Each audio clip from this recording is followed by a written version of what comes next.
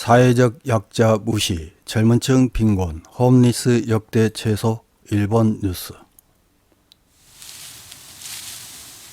일본에서는 일본어가 촌스러워서 그런지 기시다 총리를 비롯한 정치인들과 학자들, 언론사 기자들이 앞장서서 일상적인 용어까지 영어 단어나 프랑스어 단어 등을 섞어 사용합니다.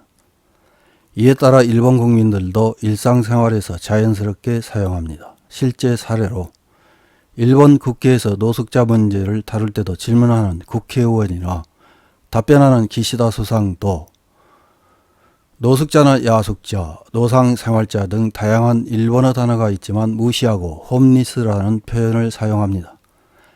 당연히 이를 보도하는 일본 언론의 기사도 홈리스라고 적습니다.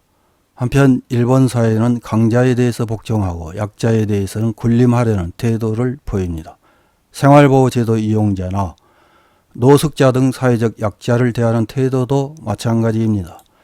생활보호제도 이용자나 노숙자의 30-40% 정도는 지적장애를 의심받는 사람들이라고 하지만 이들을 대하는 국민들의 태도는 차갑습니다. 자신들이 생활을 잘못하고 인생을 잘못 살았는데 왜 국민 세금으로 이들을 지원해야 되느냐는 주장을 합니다. 언론의 보도 자세도 차갑기는 마찬가지입니다. 가족 의존형 복지를 주창하는 정부 태도도 이들 문제를 근본적으로 해결하려는 것보다는 눈에 보이지 않게 치워버리고 예면하는 모습을 보입니다. 홈리스와 관련해서 일본 언론에서 보도한 기사 하나를 확인해 보겠습니다. 2023년 6월 24일 아에라 다시라는 매체에 실린 홈리스 역대 최소 왜 젊은이들 빈곤 실태라는 제목의 기사입니다. 후생 노동성에 의하면 전국의 홈리스 인원수는 2023년 1월 시점에서 조사 개시 이후 최소. 그러나 잇따른 물가 상승, 빈곤의 심각화를 많은 사람이 실감할 수 있는 현 상황에서 이 수치가 실태를 반영하고 있는지는 의문이다. 복지 현장에서는 도대체 무슨 일이 일어나고 있는 것일까? A씨는 정착지를 마련하지 않고 인터넷 카페 등에 숙박하는 이른바 네카페 난민이다. 하지만 거리를 걷는 젊은이와 다르지 않은 청결감 있는 복장으로 몸을 감싼 모습에서는 주소 부정인 사람이라고는 도저히 상상하기 어렵다. A씨는 파견회사에 등록되어 있어 주 3일 근무로 월액 12만엔 전후를 번다. 그들에게 청결감 있는 옷차림은 바로 생명줄이다. 아무리 생활이 공공해도 비용을 들이지 않을 수 없다. 이런 A씨 같은 사람들은 노숙자로 꼽히지 않는다. 후생 노동성은 홈리스 실태를 파악하기 위해 2003년부터 전국 조사를 실시. 2023년 1월 시점에 전국 홈리스 인원수는 3,065명이 확인되어 조사 개시 이후 최소가 됐다. 그러나 조사 방법은 주관의 지자체 담당자가 노상이나 공원, 하천 부지 등을 육안으로 확인하고 있어 조사할 때 그 자리에 없는 사람은 포함되지 않는다. 그래서 실제 숫자는 더 많다고 알려져 있고 실태를 정확하게 반영하고 있는지 의문이 드는 부분도 있다. 인정 NPO 법인 자립생활서포트센터 모야이의 대표이사 오니시 렌씨는 이렇게 말한다. 우리와 같은 홈리스 생활공공자 지원단체가 야간에 조사하면 노상생활자 수는 두세 배로 부풀어 오르는 것은 오랫동안 지적되어 왔습니다. 단 그것을 제하더라도 노상생활자 수가 해마다 줄어드는 것은 피부로 느끼고 있습니다.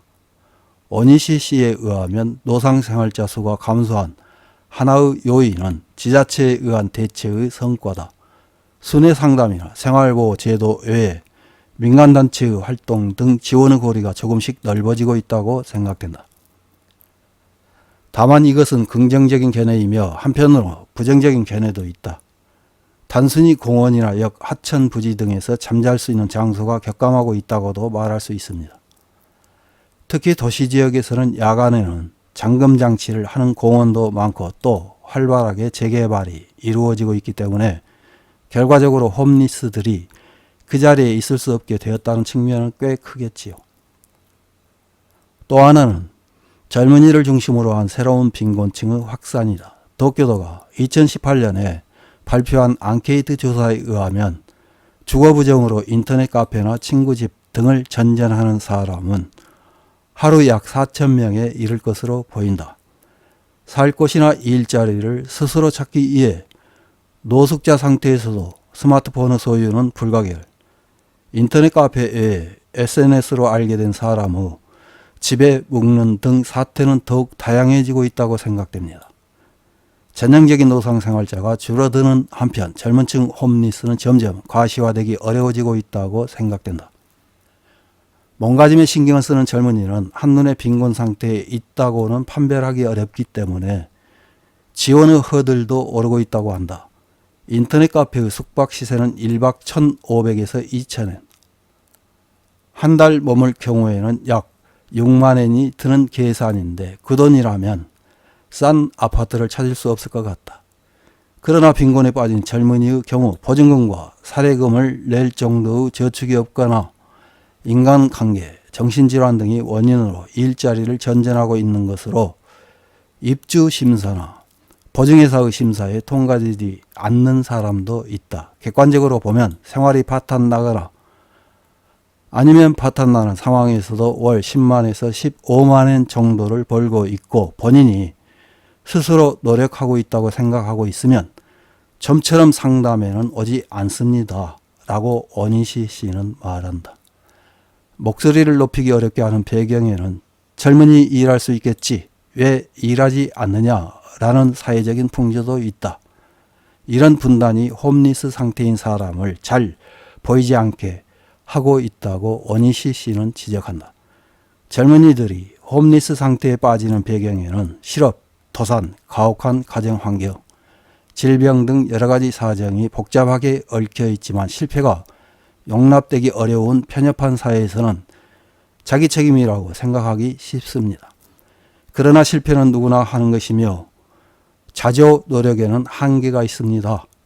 게다가 일본 사회에는 가족의 문제는 가족이 뒷받침해야 한다는 가치관이 근저에 있고 그것이 사회정책의 진전을 늦추는 하나의 요인이기도 합니다. 홈리스 인원수가 통계 이래 사상 최소가 되었기 때문에 지자체에 의한 생활 공공층의 자립 지원에는 일정한 성과를 볼 수 있을 것 같다. 한편 다양화, 복잡해지는 홈리스 상태인 사람들에 대한 개별 시책은 아직 충분하다고는 할 수 없다. 젊은이를 홈리스로 만들지 않기 위해 사회적 분단을 초월한 논의가 요구되고 있다. 이상입니다.